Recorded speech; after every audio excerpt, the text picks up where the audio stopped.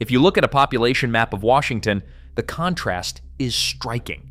The entire western side of the state, including Seattle, Tacoma, Everett, and Olympia, glows as one continuous urban strip filled with millions of people, major ports, tech giants, and non-stop activity. It looks alive from every angle. But once you cross the Cascade Mountains, that brightness collapses.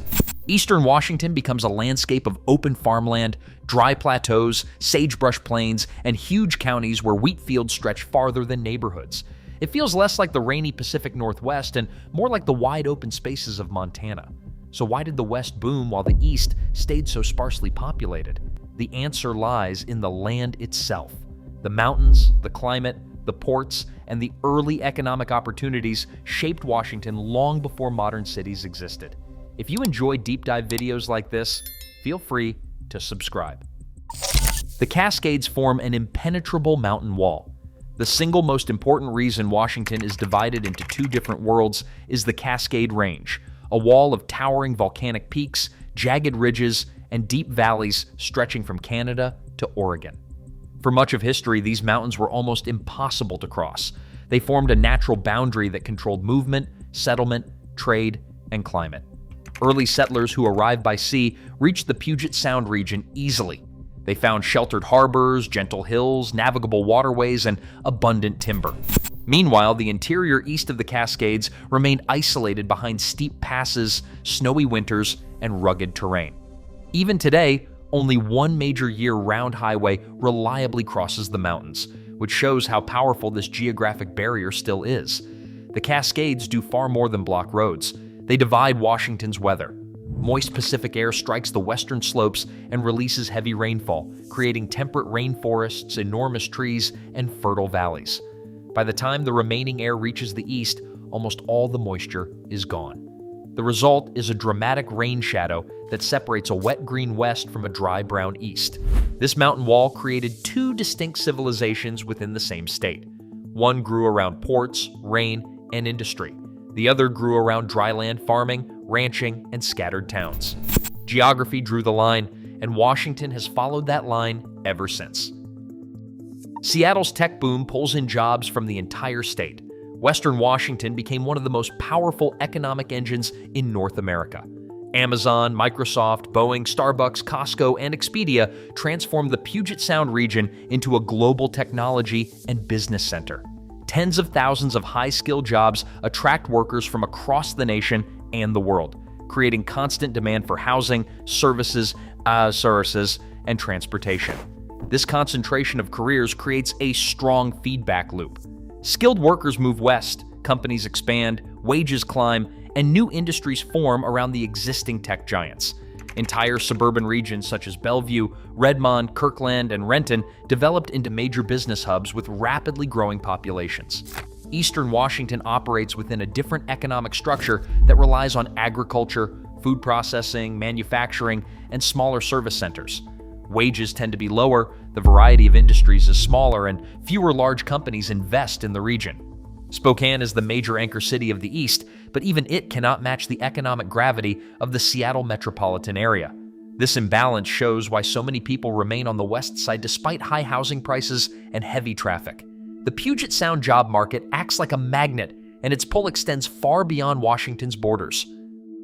Western rain and eastern desert create two different worlds. Washington is famous for constant rain, but that reputation applies almost entirely to the west. The weather in eastern Washington is radically different.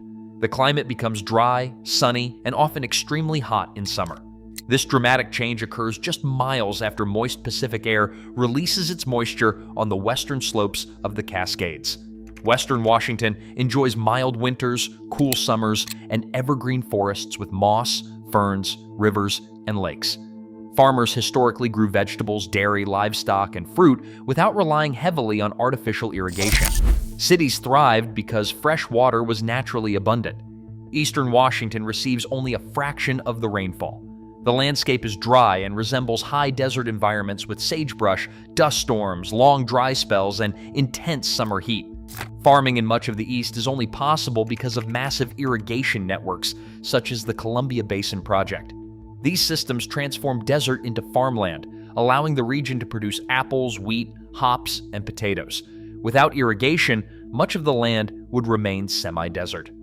Climate shaped the state's population map. The West offered comfortable living and fertile soil. The East demanded engineering, irrigation, and endurance. Most people chose to live where nature made life easier. Puget Sound creates a maritime powerhouse. Puget Sound is one of the greatest natural harbors on the West Coast.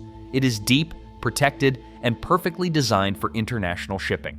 Its maze of inlets and bays allowed ships to sail inland and anchor close to developing towns long before modern infrastructure existed.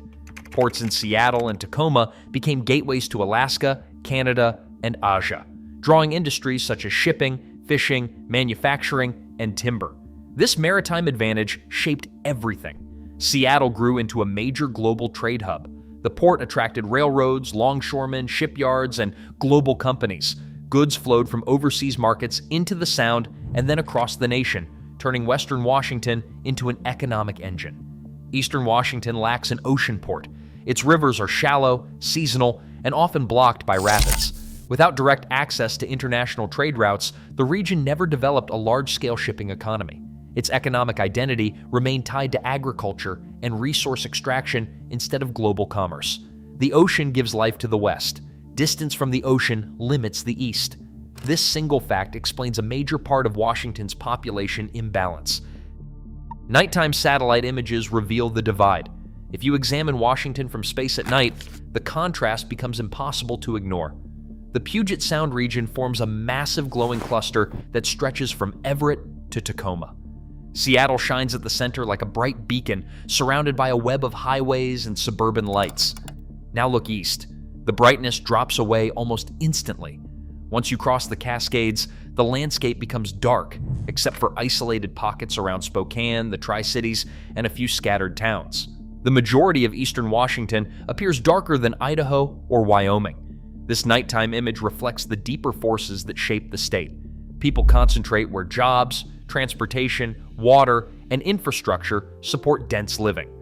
Darkness spreads across areas with limited water, long distances, and sparse economic activity. The satellite view captures centuries of geographic influence in a single photograph. Early settlers followed the water and entered from the west. When American and European settlers arrived in the 19th century, they came by ship. The easiest landing point was Puget Sound. It offered sheltered harbors, fresh water, abundant fish and timber, and gentle terrain. Settlements such as Seattle, Tacoma, and Olympia grew almost immediately. The story in eastern Washington was very different. The land was dry, isolated, and difficult to reach. Early travelers crossed mountains and plateaus in wagons or on horseback, and many struggled to find water or fertile soil. Large-scale settlement did not begin until railroads and irrigation systems arrived in the late 19th century. The West had everything settlers needed from the moment they arrived. The East required decades of work before it could support thriving towns. By the time Eastern agriculture expanded, the West had already grown into a major trade and population center. History followed the path that geography laid out. The West is connected by a major urban superhighway. Western Washington sits along one of the most important urban corridors on the West Coast. The chain of cities stretching from Vancouver in Canada to Seattle and then to Portland in Oregon forms a mega region with millions of residents. Interstate Highway 5 links all of these areas and creates nonstop movement of people, goods, and services. This connectivity allows workers to commute between counties, companies to operate across multiple cities, and industries to share talent and resources. The presence of universities, hospitals, tech campuses, and shipping terminals strengthens this network even more. Population growth along the corridor has been explosive for decades. Eastern Washington is significantly isolated. Highways are fewer, distances are longer, and travel across the mountains depends on passes that often close during winter storms. Spokane acts as the eastern anchor of the state, but it is far from major coastal trade routes. The West thrives because it is connected. The East struggles because it is not. Western universities educate the workforce that stays local. Western Washington contains the state's largest and most influential universities. The University of Washington in Seattle is one of the major research institutions in the world, and it draws tens of thousands of students and generates billions in research funding. Community colleges, private universities, and technical institutes add even more talent to the pipeline. Graduates tend to stay close to job opportunities. The Puget Sound region provides countless careers in technology, medicine, aerospace, engineering, and research. Each year, thousands of new workers join the Western Washington workforce. Eastern Washington has important schools as well, including Washington State University and Eastern Washington University. Many of their graduates, however, move west after they finish school because the highest paying and most abundant jobs are located there. Education fuels economic growth, and the West holds a powerful advantage in both. Puget Sound has one of the most advanced transportation systems in the Pacific Northwest. Ferries connect islands and peninsulas to Seattle. Light rail continues to expand through King County and beyond. Dense bus networks link suburbs to downtown job centers. Bridges, tunnels, and major highways allow millions to commute across the region every day. This mobility allows people to live in one county and work in another. Someone can live in Everett, Bainbridge Island, Bellevue, or Tacoma and still access Seattle's job market. Convenient transportation supports dense populations and strong economic growth. Eastern Washington experiences a different reality. Public transit is limited, driving distances are long, and the journey to the west side can take several hours.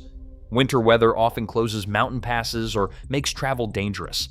Without extensive transit networks, towns remain isolated and commuter life is more difficult. People tend to live where daily movement is easy, and that convenience overwhelmingly exists in the West. Western winters are mild while the East battles harsh cold. Winter climate shapes where millions of Americans choose to live, and Washington provides a clear example of this influence. Western Washington receives mild, wet winters that are moderated by the Pacific Ocean. Snowfall is rare in many coastal areas, and temperatures remain relatively comfortable year-round. Eastern Washington experiences a much harsher winter environment.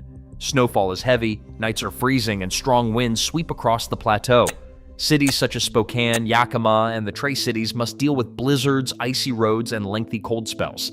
These conditions increase heating bills, shorten construction seasons, and make commuting significantly more challenging. Climate influences population patterns in ways that are easy to overlook.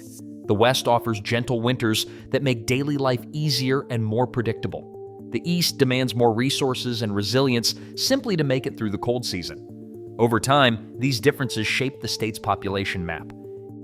Eastern agriculture requires less labor, while Western industries require more. Much of Eastern Washington's economy is built on agriculture. Modern farming requires vast amounts of land, but relatively few workers. Wheat fields, apple orchards, vineyards, and potato farms use advanced machinery, irrigation systems, and specialized labor to operate efficiently. A single farm can produce incredible output with only a small team of workers. Western Washington has a completely different economic structure. Industries such as technology, retail, healthcare, aerospace, education, and shipping require many workers. These sectors cluster in cities because they depend on large labor pools and constant human interaction. This structure creates dense populations that feed even more economic expansion. In simple terms, the East produces enormous amounts of food with very few people. The West produces high-value services that require many people.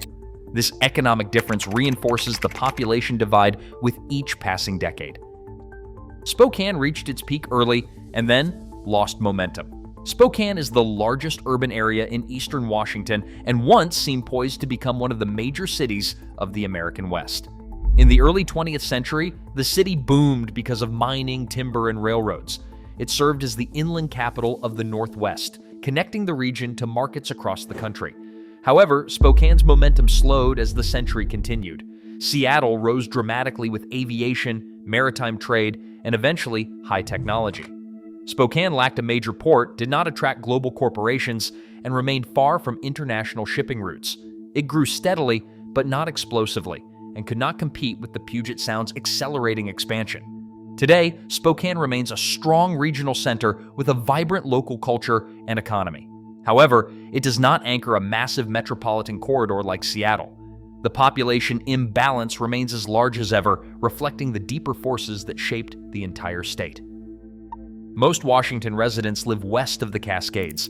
More than 80% of Washington's population lives west of the Cascade Mountains, concentrated in the densely populated corridor surrounding Seattle, Tacoma, Everett, and Olympia. This region contains more than 6 million people, while the enormous eastern half of the state contains only 1.5 million. The explanation is clear. Western Washington has almost every natural advantage. Puget Sound provides deep water access to the Pacific Ocean, and that supports ports that drive international trade. This maritime connection helps Seattle grow into a global center for technology and aerospace, attracting millions of workers and families. Climate adds another advantage. Western Washington has mild winters, cool summers, and reliable rainfall. Eastern Washington sits in a rain shadow where agriculture depends heavily on irrigation. Towns are far apart, water is limited, and farming requires large amounts of land but relatively few workers. Jobs, universities, hospitals, airports, and major industries cluster on the west side, giving it a gravitational force the east cannot match. Western immigration fuels growth, while the east sees far less. Western Washington attracts immigrants from around the world because of its strong job market, global industries, and respected universities. Seattle's suburbs rank among the most diverse in the nation, with large communities from Asia, Latin America, East Africa, and many other regions shaping the culture and economy. Immigrant populations tend to grow where opportunities, support networks, and international connections exist. Western Washington provides all of these factors. Eastern Washington also hosts immigrant communities, especially in agricultural regions, but the scale is far smaller and more spread out. Immigration adds new talent, new families, and new businesses to Western Washington every year. It reinforces the region's growth and strengthens its economic momentum. The East continues to grow modestly, but without the same powerful demographic engine. Geography and history ensured the West would always dominate. After considering every individual factor, the ultimate explanation becomes simple. Western Washington possesses all of the natural advantages. Eastern Washington faces all of the natural barriers. The Cascades created two very different worlds inside one state. To the west lies a wet coastal region with direct access to global trade routes, fertile valleys, and a mild climate. To the east lies a dry and isolated inland region where water is scarce and distances are long. History followed the path shaped by geography. Industry grew where resources and trade routes made growth easy. People followed the jobs and opportunities created by that industry. The result is the Washington we see today. The West grew into a bustling modern powerhouse. The East remained spacious, rural, and lightly populated.